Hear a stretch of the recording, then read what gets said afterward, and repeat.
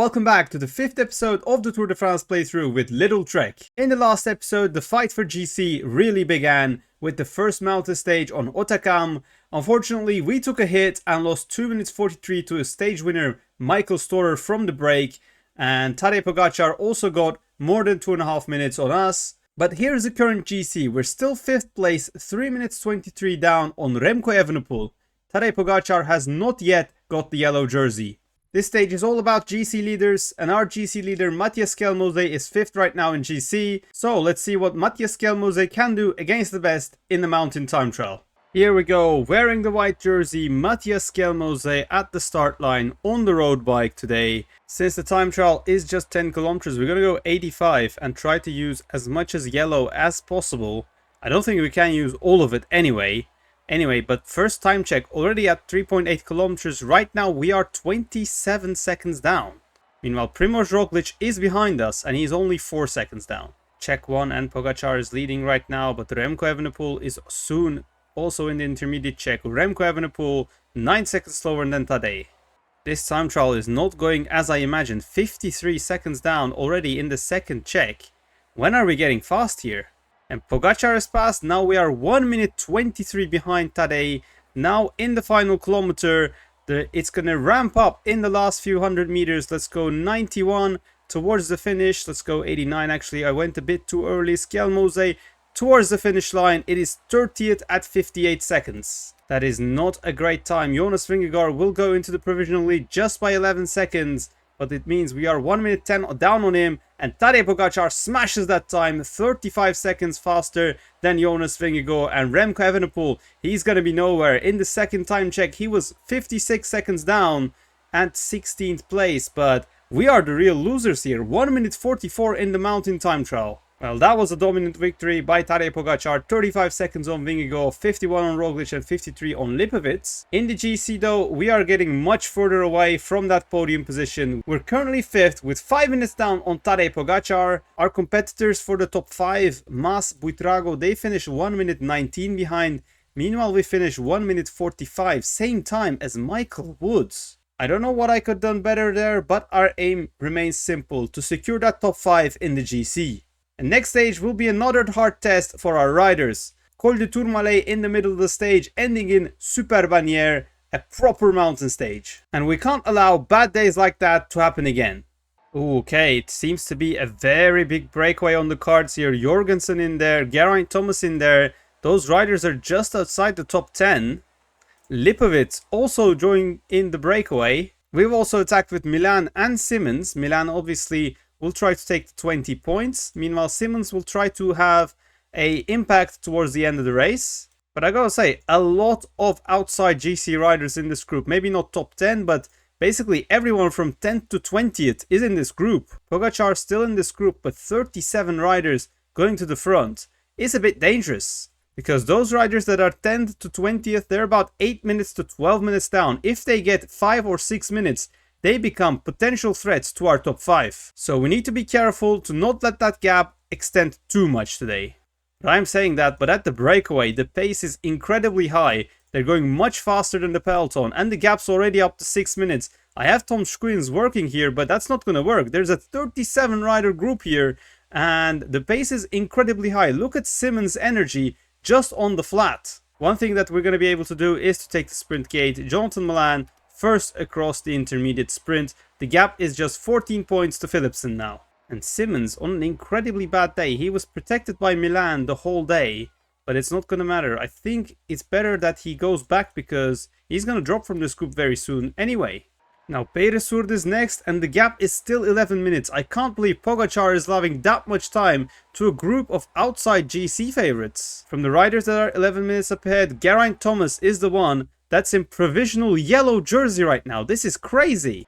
Now, Super Bannière climb about to start. We're nearly full yellow with Skelmos, but 11 minutes. We're definitely losing some time to Geraint Thomas out of all people today. I really don't understand how that breakaway was allowed with 37 riders there. And I mean, if we attacked with Skelmose being a top 5 rider, we could definitely be chased. But anyway, we'll try to recover the situation as best as possible as Visma and UAE pacing really high right now. Group down to 17 riders, and it's getting thinner and thinner. We are at the back of the group already with 13 kilometers to go. This is a Narvaez-like pace by Visma and UAE right now. Now Jonas Vingegaard comes to the front. Is he going to attack? Yes, Jonas Vingegaard attacks. Pogačar attacks as well. Evenepoel, Roglic follow. We have Thibaut Nice still that we can still use. But Roglic, Evenepoel, Pogačar and Vingegaard out front. Is there any riders who can work with us here? I am not sure.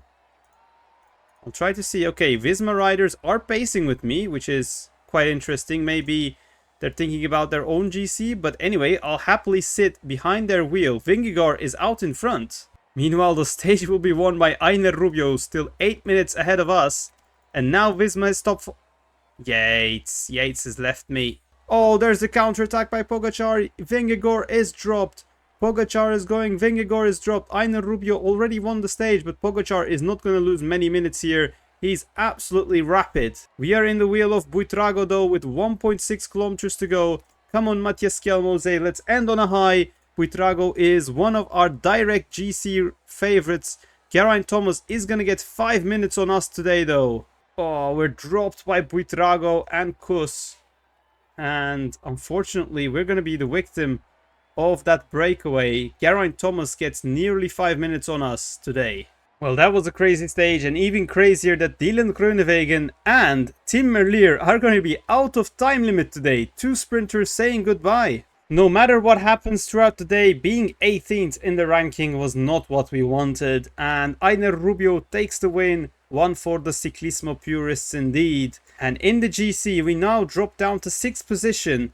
Geraint Thomas overtakes us, and Carlos Rodriguez also gains some time from the GC group. We're down to 6th place with Matthias Kjelmose, and riders like Joao Almeida, Timo Arensman are much closer to us. Okay, it's not been the biggest disaster, but losing a place to Geraint for the top 5, I don't like it. But now, stage 15, another stage. I'm hoping it will go to the breakaway, and I've got big plans for this one. Well, firstly, intermediate sprint is at kilometer 62, so Milan will definitely be attacking to the breakaway, and I'll try to send riders like Quinn Simmons, Tom Schuyens and Thibaut Nice also in the breakaway. And we're not going to waste any time as Quinn Simmons attacks. We will try to attack with Jonathan Milan as well. After yesterday though, teams seem to be less reluctant on sending a big breakaway. Now Jonathan Milan goes, and with his sprint he can accelerate quite fast on flat. And he's already going to bridge to the breakaway in one attack. What a powerhouse. Can we get someone else in that breakaway? Thibaut Nice now attacks, but Vanti is going to react to that. I don't want them to react. The priority is that Milan goes in the break. Maybe not the biggest plan I had in mind, but the most important is that Milan is here with no competition in the green jersey. There we are in the intermediate sprint. Don't think anyone's going to sprint. We're going to sprint for it anyway. And we're going to get the 20 points. Philipsen has sprinted and he got 7 points, which means he leads now by 1 single point. With 88 kilometers to go and the breakaway just having 4 minutes, I'm going to drop Milan back to the peloton.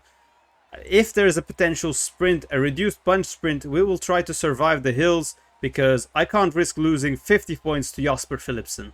And with 30 kilometers to go, gap is down to 1 minute and we're going to have a reduced punch sprint. Jonathan Milan not feeling the freshest after going to the breakaway, but will try to get his first Tour de France victory here in Carcassonne. Well, I did not expect to be making a sprint train for this stage, but here we are, Johnny Milan on the wheel of Quinn Simmons. Can we take victory in the reduced punch sprint?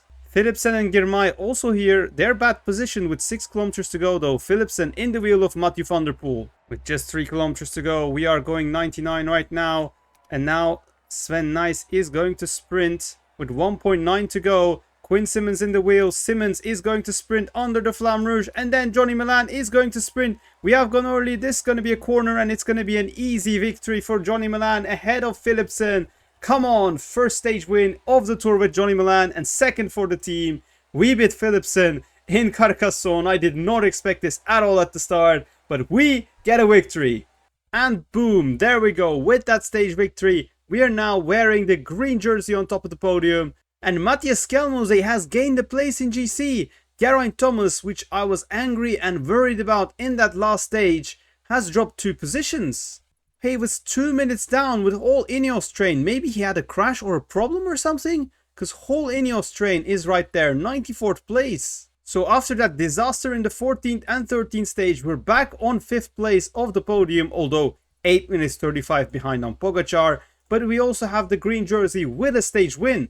And what's better is stage 7 is also sprint, and next episode we can try to double up on the victories with Jonathan Milan, so stay tuned for that. And we've also got Mont Ventoux and Col de la Loze. Tour is starting to become a spectacle. Anyway, I hope you guys enjoyed this episode of the Tour de France playthrough. If you have so, leave a like and subscribe if you haven't already. And until then, goodbye.